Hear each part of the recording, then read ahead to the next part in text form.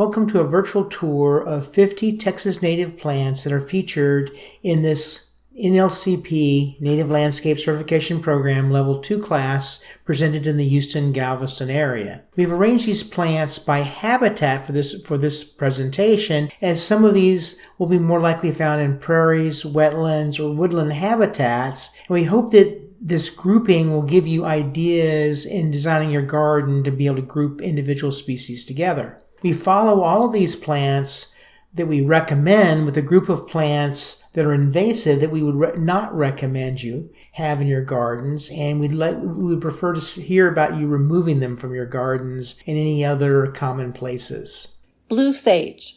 This common resident of our ecosystem presents in the fall with lovely blue salvia-type blossoms. Growing 1.5 to 6 feet tall, it would be a welcome addition toward the back of a pocket prairie or a pollinator garden. Blue sage prefers well-drained soil, and its tough, deep roots makes it competitive with neighboring bunch grasses. Though it is a perennial, it is easily grown from seeds, and if cut back, produces lower, bushier blooms. It will sprawl if allowed. Blue sage is attracted to native bees and bumblebees and occasional hummingbirds. Meadow pink.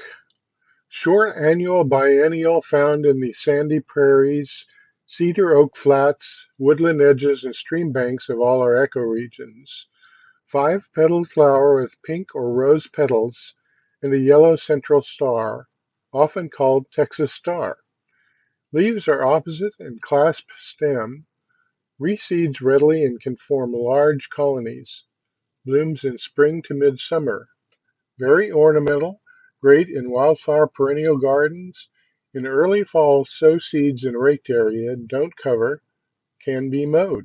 American basket flowers. This thistle-like lavender pink flower blooms on top of a woven bud, hence the common name.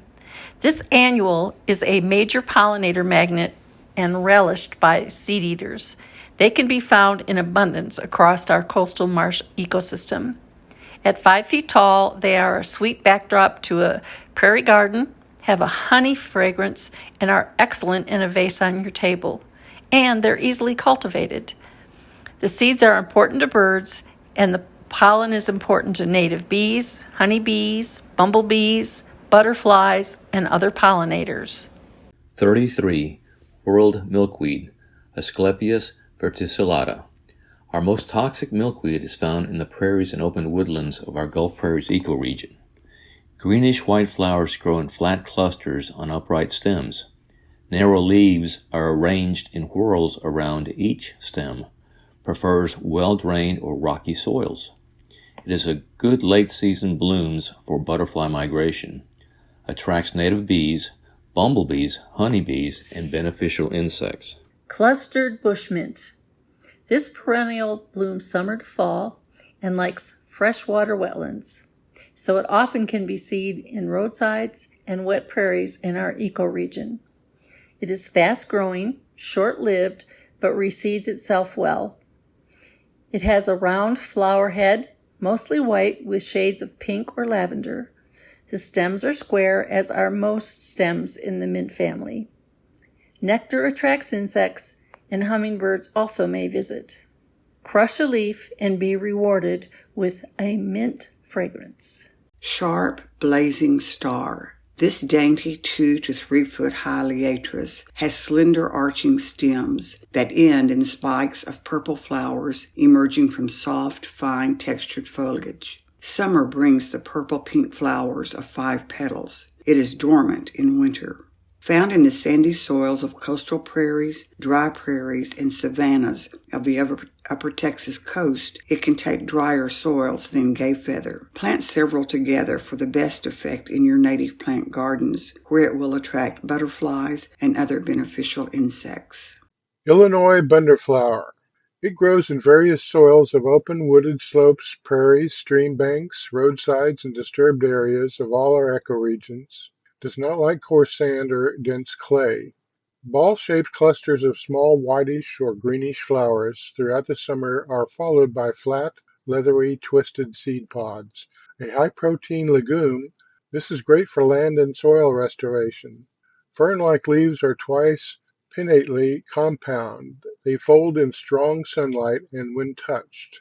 Considered one of the most important prairie legumes, very high protein seeds are important to upland game birds, including quail and prairie chicken, and other birds and animals.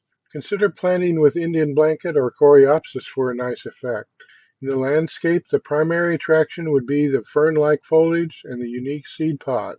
Seeds can be sown in spring or fall, or wait till seeds mature before you cut it down for maximum reseeding. Pollinator hosts for northern and southern cloudy wing skipper butterflies. Texas coneflower.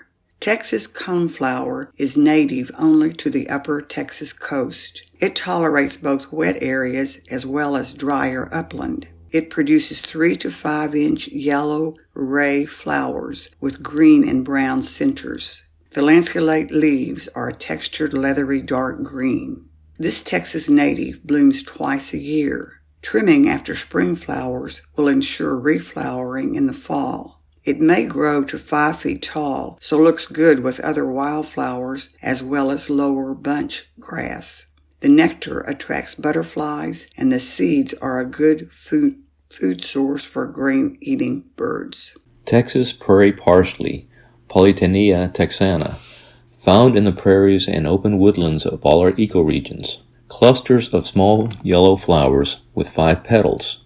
Compound leaves that resemble parsley, although it is part of the celery family. Succulent hairy stems, has an open structure with few branches. Biennial, it lives only 2 years with a rosette the first year and flowers the second. It has very low water needs and tolerates any well-drained soil. Nectar attracts many small pollinators and is host to the black swallowtail.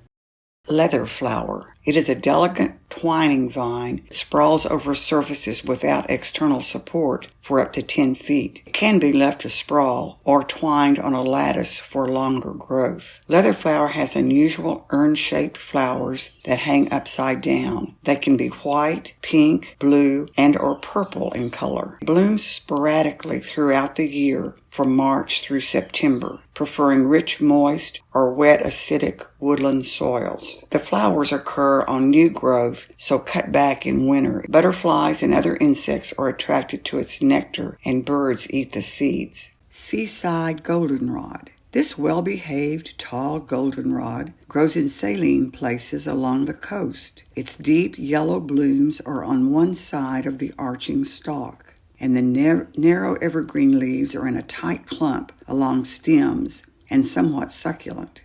For a more compact plant, you will need to pinch the growing tips off in June. It blooms late summer through fall.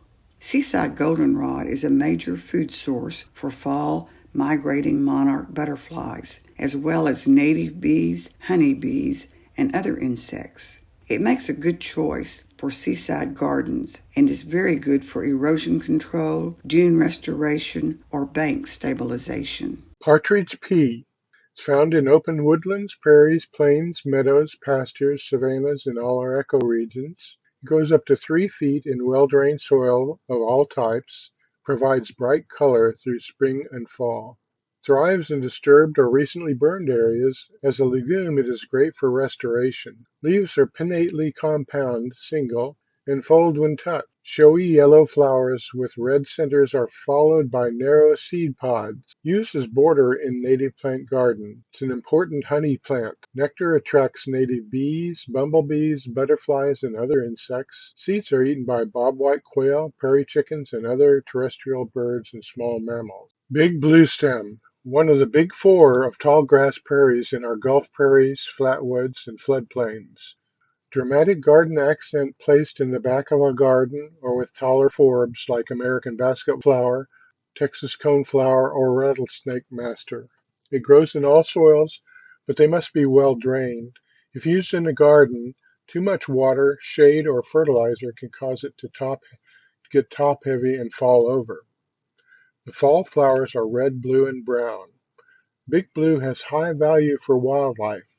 Birds, mammals, and insects use it for cover and nesting. Rattlesnake master. This important prairie indicator is found in wet or dry prairies, sandy roadsides, open woods of flatwoods, Gulf prairies, and coastal marshes.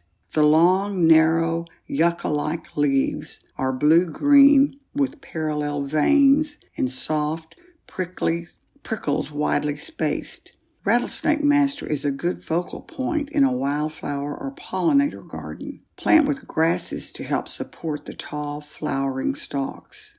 Its honey fragrance and nectar attract monarch, skipper, and other butterflies. Pollinators also include bees, wasps, and flies.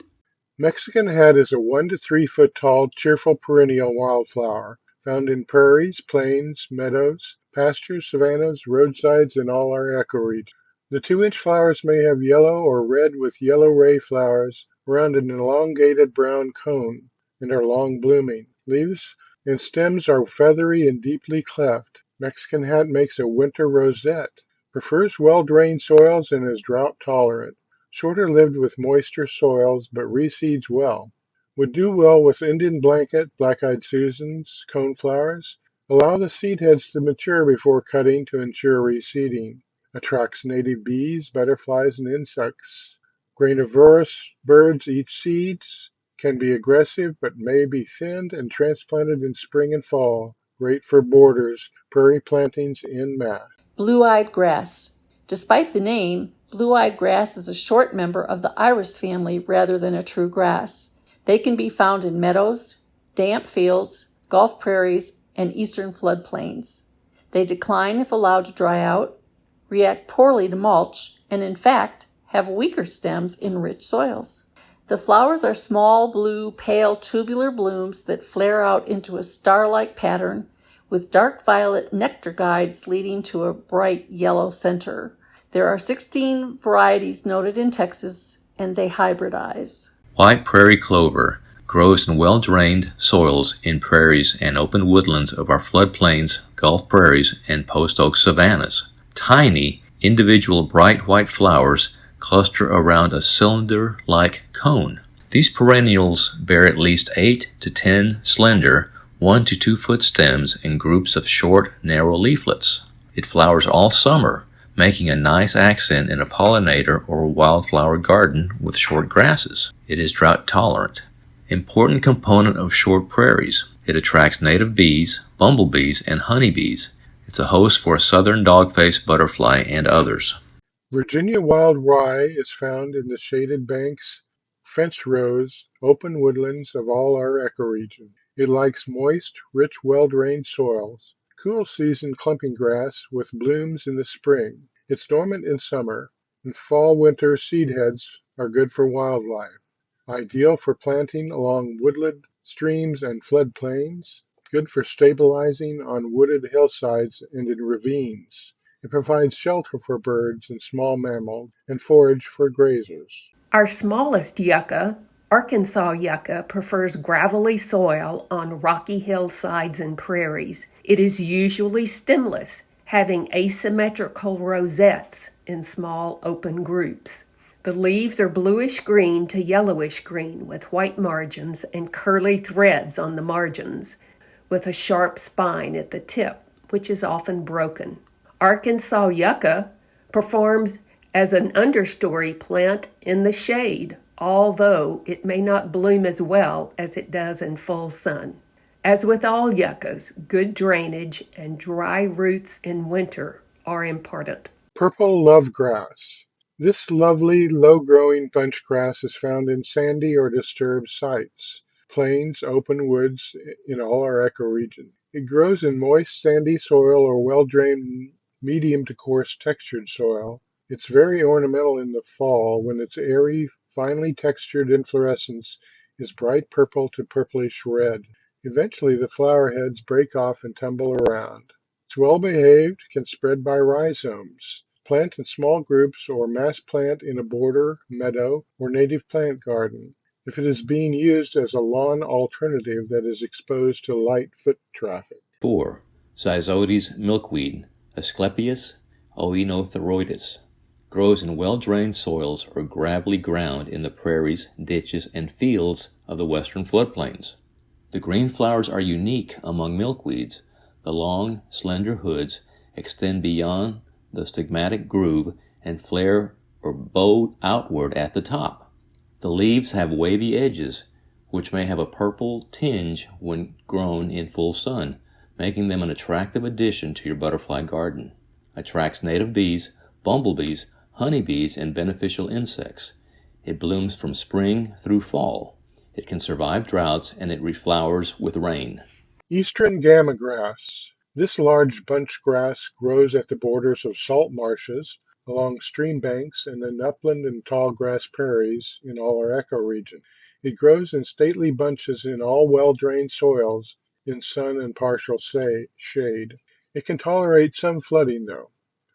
Interesting seed heads, it has separate male and female flowers. The stamens are orange and the stigmas are purple. Use one or more as an accent plant. It makes a thick buffer between planting areas or even woods. It may be cut back or mowed in winter to 8 inches. Birds gobble up its seed. It provides cover, nesting site, and graze, and attracts butterflies.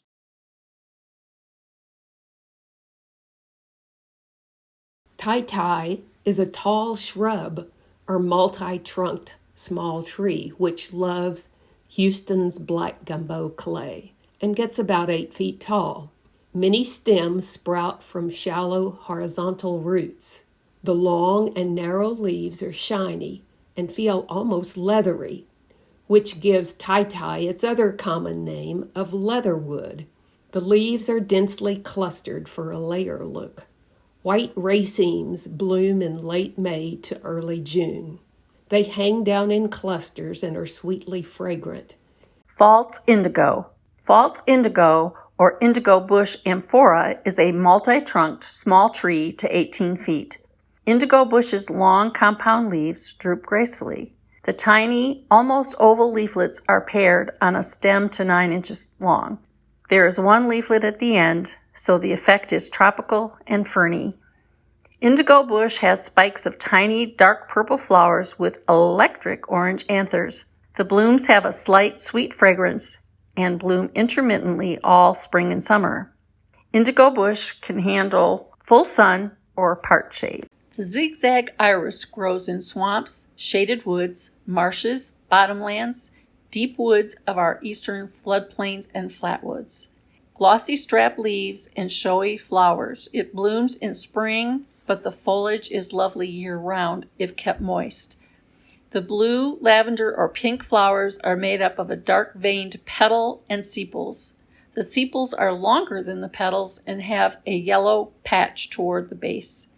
Each plant has a zigzagged stem with 3 to 6 flowers per stem. It grows by rhizomes. It is mostly pollinated by bumblebees. Salt marshmallow can handle saline and moist soils with tough roots that go deep, which make the plant very drought tolerant.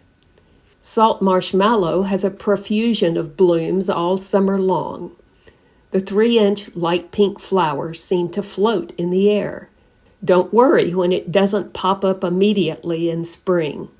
Salt marshmallow breaks dormancy pretty late. It needs full sun to bloom well. They are one of butterflies' favorite flowers. It only lives about 5 years.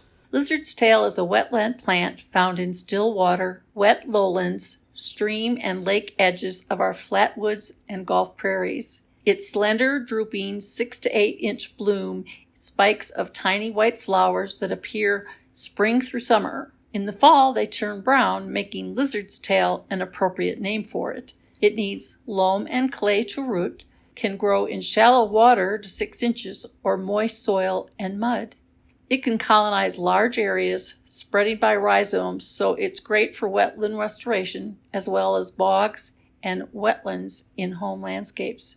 It's a good food source for several beetles and relished by wood ducks and other birds. Halberd leaf is multi-trunked, branches freely, and grows 5 to 6 feet tall every year. It features 3-inch blooms in pink or white with a maroon throat in late spring throughout summer. The 5 overlapping petals open by day and close tightly at night. Halberd leaf draws butterflies like a magnet.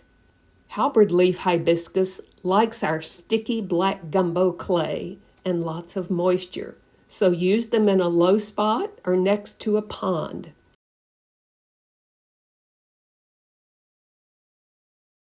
American sycamore. This massive shade tree grows 75 to 100 feet with a single trunk, horizontal branches, and a rounded silhouette. Small, non-showy flowers appear in the spring. The male flowers are yellowish and the female flowers are reddish. It develops fuzzy, long-stalked fruiting balls, which consist of densely packed tiny seed-like fruits, which gradually disperse into the wind. It is an important fall-winter fruit for birds and squirrels, and it is a great habitat for birds and mammals. Mexican buckeye is an 8 to 12 foot deciduous tree that sometimes can reach 30 feet in height. It is often multi-trunked with a very pretty speckled brown bark. The foliage, flowers, and dense branching of this tree makes it an outstanding specimen tree for your garden and your yard. Compound leaves up to 12 inches long with 2 to 6 paired leaflets and a terminal leaflet, golden yellow in fall. The clusters of bright pink fragrant flowers appear before the leaves in the spring. Mexican buckeye is the larval host of Henry's elfin butterfly. Dutchman's pipe. This vine is native to prairies, pastures, open brushlands of the flatwoods, and Gulf prairies.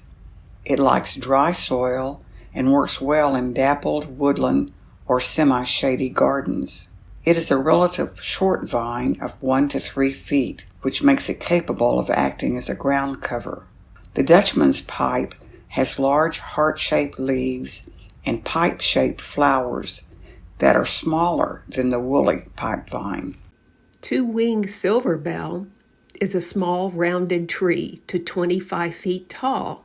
The leaves are oval, irregularly toothed, and dark green, 4 to 8 inches long, and turning yellow in the fall.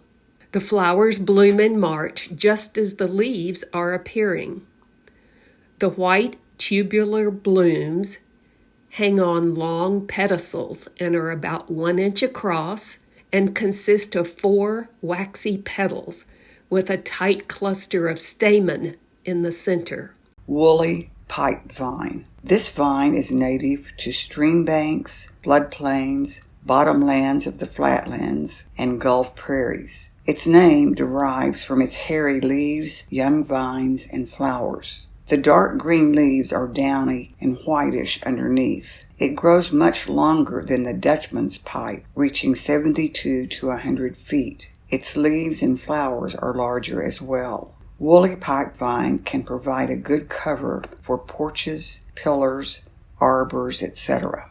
Sweet bay magnolia is a slender tree with pale gray bark. It grows to about 10 to 20 foot tall. It has multiple upright trunks that bear picturesque horizontal branches. It grows very, very slowly, but it does tolerate wet, boggy soils near ponds and streams. The light green leaves show off their white undersides as the wind blows. The leaves are only semi-evergreen, only dropping in cold winters. Sweet bay magnolia is a larval host for tiger and spicebush swallowtail butterflies and the sweet bay silk moth. Anakua, also called knockaway or sandpaper tree. Anakua is a medium-height tall tree, often producing multiple trunks.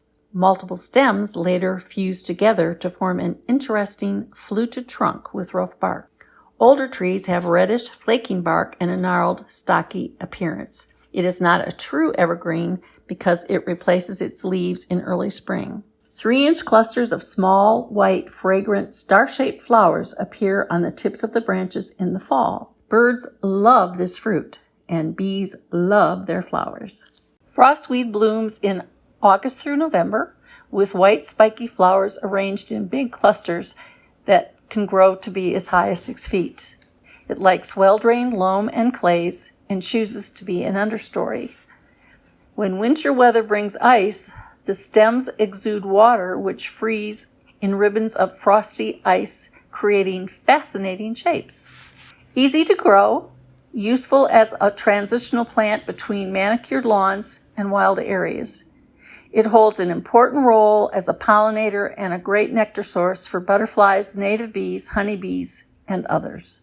Crossvine is found in a variety of habitats, including the forested western floodplains, flatwood uplands, hammocks, fence rows, as well as Gulf prairies. The trumpet-shaped flowers bloom in the spring. They may be two-toned brick red and yellow or all brick red with purplish veins. The crossvine is a vigorous climber capable of reaching 70 feet, responds well to spring pruning, which results in more flowering. This vine is a great nectar source for attracting hummingbirds and butterflies. The bur oak is a large shade tree, often 100 feet in height and in canopy width. The massive trunk supports heavy, horizontal limbs, and the trunk has thick, deep-ridged bark that allows it to survive fire. It prefers prairies and open woods. It's capable of withstanding a large range of harsh conditions. It has a very deep taproot. It is long-lived and reasonably fast-growing. The male flowers are yellow-green. Female flowers are green tinged in red, and both appear shortly after the leaves do. The overall shape of the leaf resembles a bass fiddle or a violin with lobes separated by deep sinuses. The fall color is yellow-brown. Heartleaf skullcap is a lovely evergreen member of the mint family, found in open thickets, oak mottes, woodland edges, and openings in our floodplains and prairies. It likes all moist soils and can grow 1 to 3 feet tall. Has lovely blue to violet snapdragon-like blooms from April to June. Pinch off spent blooms to encourage new growth. Can be used as a ground cover under trees and grows in heavy leaf litter. The nectar attracts butterflies and hummingbirds.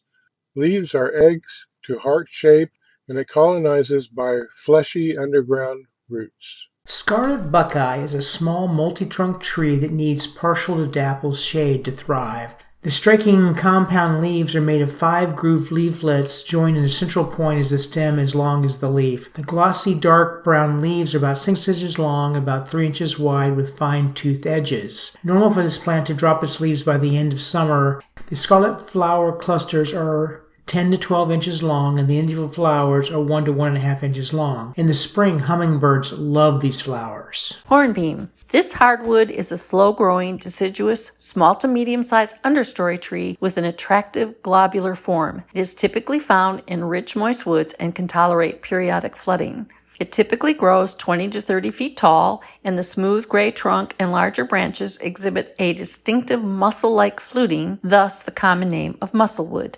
The light brown nutlets present with a 3-lobed bract appearing as an umbrella over them. The nutlets and bracts fall in dangling clusters. Bracts change from light green to yellow in the fall. Rusty black hog viburnum is an ornamental tree usually grown to about 18 feet tall, but sometimes grows taller. The bark has these dark rectangular plates that are arranged kind of like a checkerboard, and the twigs are kind of a reddish brown. In the sun or dappled shade, this tree grows into multiple trunks with side branches. In dense shade, it grows taller in a single trunk. The glossy oval leaves are grown in pairs. The rusty-colored hairs cover the bottom of the leaf, and they're visible with a 10x hand lens. Foliage turns red in the fall and winter, and it's a larval host for the spring azure and Henry's elfin butterflies. Red mulberry. This medium-sized tree with a short trunk, a broad, rounded crown. The bark is a dark reddish brown, separating into narrow, loose, flat strips and shallow, flat fissures. The leaves are alternate on delicate, zigzagging branches. Blade margins are toothed and turning bright yellow in the fall.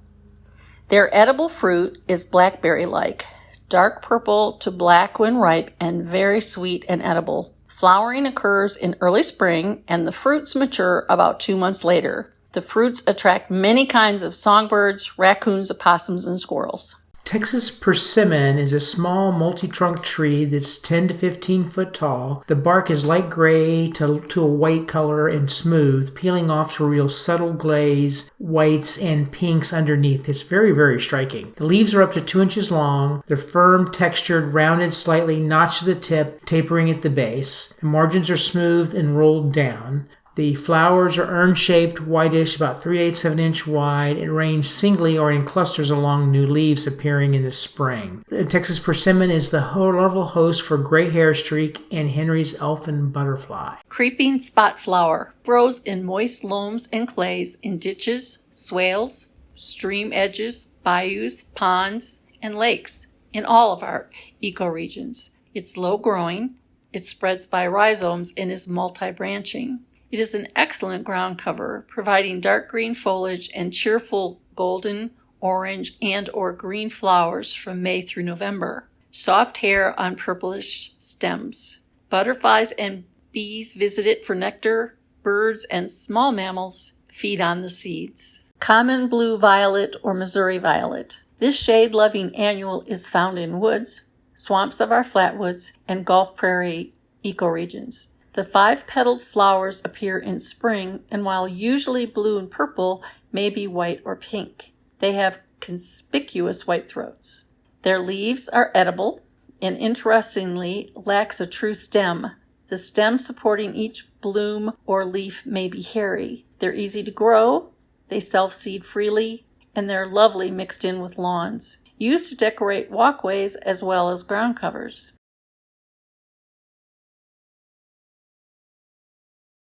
Alligator weed, very aggressive invader of aquatic areas in the southern U.S. once established. Found in shallow water or wet soils, ditches, marshes, edges of ponds, and slow-moving watercourses. White flowers all summer. Chemical and biologic control best plan of action. There are native alternatives such as spider lily, lizard's tail, lemon bacopa, and blue water hyssop. Catclaw vine. This invasive vine is found in our wooded and riparian areas. High climbing woody vine up to 20 to 50 feet. It clings tenaciously to any surface with adventitious roots and clawed tendrils. Completely smothers other vegetation and can also form dense mats on a forest or woodland floor. Compound 3-lobed leaves with claw as middle lobe. May resemble Carolina jasmine, which only has simple leaves. The native alternatives are Carolina jasmine, crossvine, and passion flower vine. Elephant ears, native to Asia and India. Some species are known as taro, which is an edible root. It has large, tropical, ornamental, arrowhead-shaped leaves and tuberous roots. It prefers wet, mildly acidic soils, rich in organic material. It invades wetland areas and colonizes lake banks. It forms dense stands along lakes and rivers where it completely eliminates native plant species. A combination of chemical and mechanical control is best. Native alternatives are native irises, lizard's tail, and dwarf palmetto. Pampas grass, native to South America. It needs damp soils along river margins. Very tall tussock grass forms dense stands that exclude other plants and that can become a fire hazard. It grows quickly and is highly adaptable to many environments. Female plants are capable of producing up to 100,000 seeds per flower head. Disturbance greatly encourages its spread. Burning may not kill the roots. Native alternatives are Gulf Coast muley, gamma grass, and Indian grass. White mulberry, native to China and Japan. This 30 to 40 foot tree is found in riparian and bottomlands where it invades natural areas with well-drained soils. It displaces native species, readily hybridizing with and transmitting a root disease to the native red mulberry. Sometimes difficult to distinguish between native and non-native, except for the fruit. Leaves are alternate and simple but smooth on top and hairless on both sides. Combination of chemical and mechanical control is best. The native alternatives are red or Texas mulberry, green or Texas ash.